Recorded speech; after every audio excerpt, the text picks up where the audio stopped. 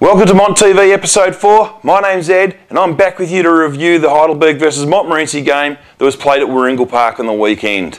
And what a game it was. Heidelberg sitting up near the top of the ladder, Montmorency sitting down in the bottom of the ladder. But these two teams have history and these two teams love beating each other.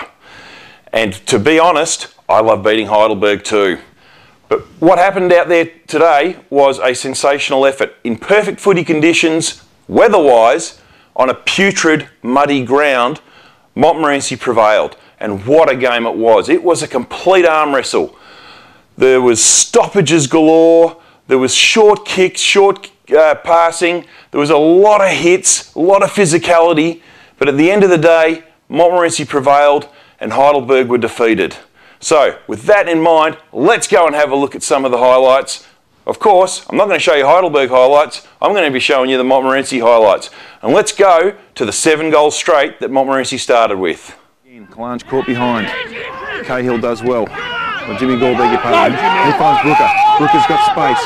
He can bounce if he wants. He has one. Have a second, he does. And also the third. Runs his measure. And what's the umpire going to say here? McCallum ridden to the ground. Heidelberg, try and get it out. It's locked in. Well done by Fitzgerald to keep it locked in. There's a whistle, and it's a Montmorency free kick. Heidelberg undisciplined. So they give away a stupid free kick in front of goal, trying to intimidate McCallum. There's a very muddy section of the ground. Kicks straight through the middle, and that's the response Monty's needed. And goes back to tell him that I kicked the goal. Good if you can. Chipping's good if you hit your targets. Finds Dylan. Dylan hits Brooker. As you can see, he's right on the line. Steps inside now, handballs. Doesn't quite hit the target. This allows Heidelberg back in, but Brooker gets it back again. Oh, runs his full measure and more. Kalanj chips it in, and Deutsch takes the mark. That was great play.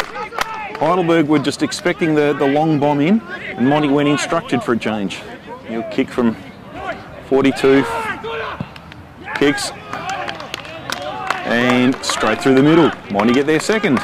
Jake Kalanj gets a handball out. Collins got his head down and gets a free kick for being tackled without the ball. There's a quick adjustment of the headband. Has a look around, and he can put Monty deep into attack. He likes to go very short. Almost not the required amount of distance. Goes to McCallum. So McCallum is also going to chip. And Monty are loose. Daly kicks long this time. Top of the square. And ball's free. And kicked off the ground by Hall. That's a goal. Runs his full measure. Kicks up the line. It's high. It's right in front of me. And the mark is taken by McCallum. By Goyder. Right in front of me.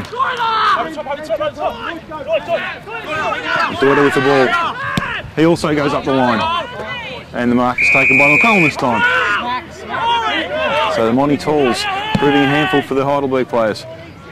There's a whistle. It could only be a Montmorency free kick.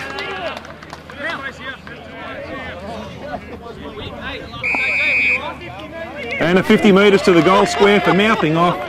So Heidelberg can't help themselves, and Horry shouldn't miss this one.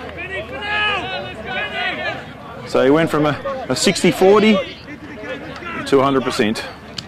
Jason Cole. Comes down to Flint, gets taken high. Brooker up the line. And he finds Doida.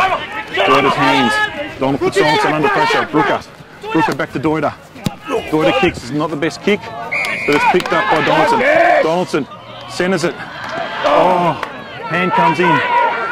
Back to now Donaldson. Donaldson kicks long goal. He also chips and finds McClellan. So Monty holding their marks. It's something they haven't been doing the last few weeks. Handballs quickly to McKenzie. McKenzie's kick is a floater. And Corey does well. So great. So Hall on the soft part of the ground. Oh, it's drifted. It's home. It is home. And that's 6 straight for Montmorency.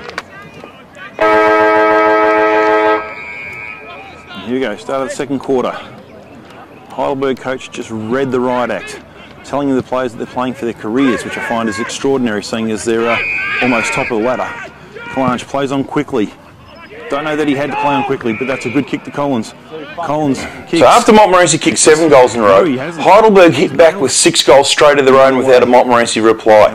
This tightened up the scores, and just before three-quarter time, Heidelberg hit the front. And I can tell you, a lot of people in the crowd were thinking, have Montmorency dropped their bundle? The answer, no they didn't. They hit back through the centre, Stoiter takes a mark, kicks a goal, siren blows, Montmorency was in front three-quarter time. Stoiter's got the sit and takes the mark. Oh, thought of playing on there. Now that was better play, Montmorency, straight down the guts, no mucking around. Heidelberg caught, 1 out. Stoiter kicks and slams it through the middle. Montmorency back in front. But the tension didn't end there. Last quarter, Heidelberg kick a goal, go back in front. Snapshot. Brooker kicks a goal, puts us back in front. Brooker kicks another goal, puts us further in front. And from that point on, it was just an arm wrestle. What a goal. And of course, the rest is history. Montmorency win. Bounces. Stoiter somehow gets it. Somehow, because he's that damn good. Monty, move it forward. How's it going to bounce? Into the open goal. Bang! In that last quarter, bodies were put on the line. Desperation stakes. And nothing typified that more than the smother by Jesse Dolanton right in front of the Montmorency crowd. And in the back. It's a goal. Touched. Touched. Oh, McClellan just tapped it straight down. Yeah, great smother. And you can hear the Montmorency crowd appreciating Donaldson, captain. And wasn't that excitement when that siren blew right in front of the Monty crowd? McCallum has the ball and he shows it to everyone. The coaches run out on the ground. It was sensational. How good is that? And look at the celebrations. Oh, this season is alive.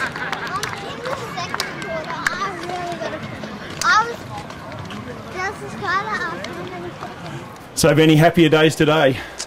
Yeah, look, I was just sitting in there speaking to a few of the boys, and no doubt after a win, it certainly puts your week on a different course. And we've been unlucky definitely last week. We had a bit of a disappointing week against Northcote Park, but prior to that, we've been sort of super competitive. So really pleasing for the players to tick one off and get a win. I'd say more than super competitive. I'd say you've actually been in every single game. Yeah, look, probably bar the Northcote Park game, I think that was a disappointing day for us. But I think definitely against Eltham, we probably had a period of 20 minutes where we went out of the game and made it hard for ourselves. Bundura, we really played well all day, bar the last 20 minutes. So yeah, we've definitely had our chances, but with a young group, it's going to take time. And yeah, we're going to have some ups and downs, but hopefully we can start to see more ups than downs. And it must have been pleasing to get 7 goals in a row today. I did look over the scoreboard at one stage. Yeah, I think goal kicking has definitely been an issue. Especially with the young side, to have the ability to put some scoreboard pressure on the opposition is really important, and it's something that we probably haven't been able to do. So today was a good change. To get 7 unanswered goals, though, has got to be a pleasing result. But then Heidelberg got 5 unanswered goals themselves. Yeah, and look, we spoke about that, before the game and even at half time. And Heidelberg are a seasoned, really good quality footy club. So we knew that they were going to have their moments. It was just about, when it was their turn and their turn to sort of control play, we just sort of needed to wrestle back the momentum. And I think we did that at stages. We still got a lot of work to do, but there was certainly some really good signs. And the young guy standing up to the big Heidelberg's bodies, you've got to be happy with that. Yeah, look, Michael Fitzgerald down back on Archer was a really important matchup for us, and he was super competitive. Mitch Dillon back there, really probably undersized, but competed all well, and even blokes like Billy Jenkins and these sort of guys, Jimmy Gall, they really competed well. So that was a real big tick for us. And the engine room, good to see the old stage of Bomber. He was absolutely sensational today, along with Brooker. The two of them really fought hard. Yeah, look, our midfield's probably our strength. We've got a number of guys that go through there, and Bombers, look, he's been good all year. It's it's probably a little bit. It's probably hard for us to rely on Bomber so much these days, but we probably do, which is probably a little bit unhealthy. But he's still what is he, 32, going on 33, but he's probably going as good as anyone. So. And Big McCollum, has he decided whether he's a rover or a ruckman? He seems to be getting the ball off the ground, in the air. I mean, he's just everywhere. Yeah, look, Joel's one that I'm really happy for. He you know, since pre-season we've really seen some sharp improvement week to week, and I think that's carried through to the season. He's really starting to take some marks around the ground, really having a strong presence at the stoppages. He's been really good for us. And just in that last quarter, where 14 points up, Doida walks into an open, well, doesn't walk, but he goes into an open goal square and kicks it straight into the post. What were your words then? Probably not for the camera. Well, Benny, hope you live it up tonight, and well done. Thanks, Ed.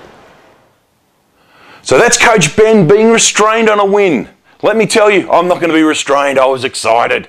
Those rooms were pumping after the game.